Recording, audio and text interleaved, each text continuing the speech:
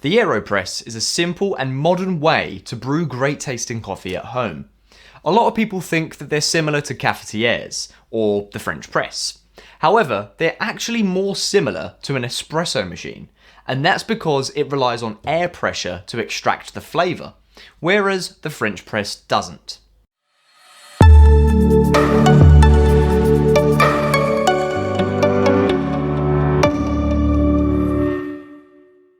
Now, why would you choose an Aeropress over most common home brewing methods? Well, for starters, it's a quick brewing process. Air pressure shortens filtering time to only 20 seconds, and this avoids the bitterness which is introduced with long processes such as drip brewing.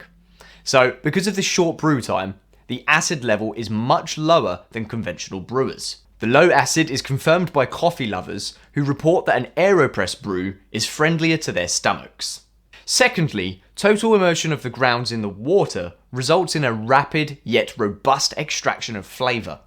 It also permits extraction at a lower, more moderate temperature, resulting in a smoother brew. Finally, it's easier to learn how to use compared to an espresso machine. It's easier to clean, and it's easier to take along with you in a bag when you go travelling. So with that, let's dive into how to make a coffee using the Aeropress. In today's video, we're going to be having a look at two different methods. We'll be starting with the more conventional Aeropress approach. This approach will let you brew a bit more coffee in contrast to the inverted technique, which will be mentioned later. It's also not as fussy as kitchen messes are kept to a minimum. Note that harder and faster plunging will increase extraction. Grind out your coffee fresh using a burr grinder. Make sure to weigh out an appropriate amount. Let's start with just 15 grams. I've already prepared mine earlier and I'm going to be using this fine powder that I've got here. Inserted into the filter and rinsed out under water. Heating up the Aeropress can be helpful, but it's not essential. Screw the filter holder with filter onto the reservoir. Place the Aeropress reservoir on top of a cup, filter down, and add coffee using a funnel.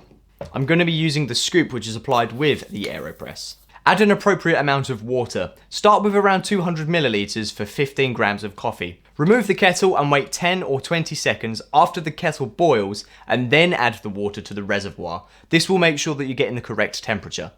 Once you've added the water, stir the coffee for around 10 seconds with the Aeropress stir and then place the Aeropress piston in place on top of the reservoir.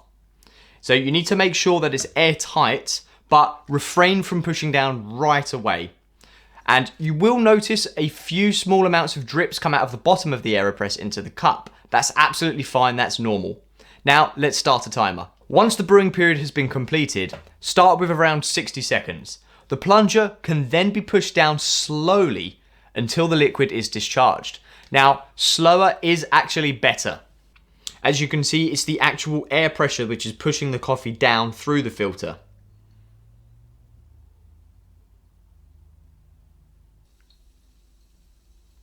Once most of the coffee's gone through the filter, you can just give it one final little push.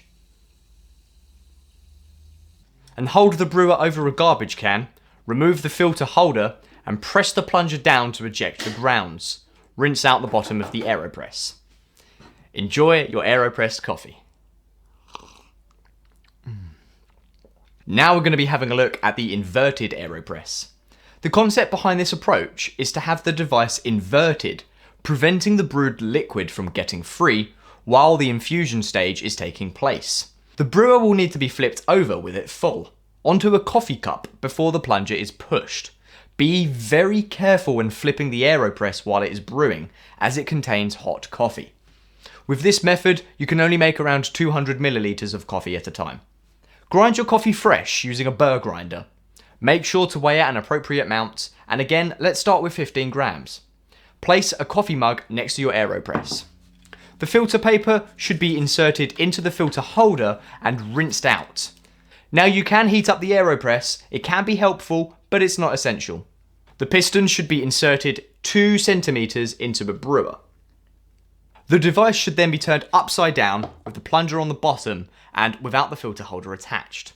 Now we'll add our coffee using the funnel. An appropriate amount of water containing suitable mineral content should be boiled in a kettle. Let's start with 200 milliliters for 15 grams of coffee. Remove the kettle and wait 10 to 20 seconds after the kettle boils and then add the water to the reservoir. This will make sure that the water is at the optimum temperature for the Aeropress.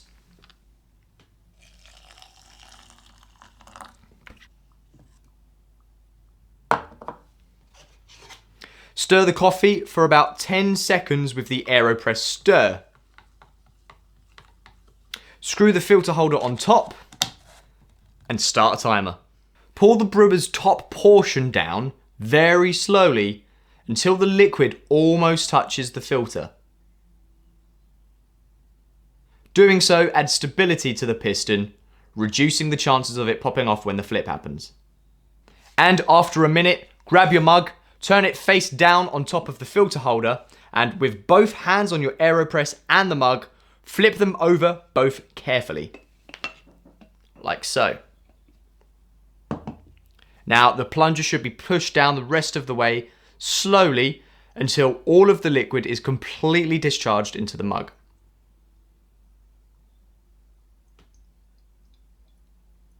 Now remove the Aeropress from the cup and hold the brewer over a garbage can, remove the filter holder and press the plunger down to eject the grounds.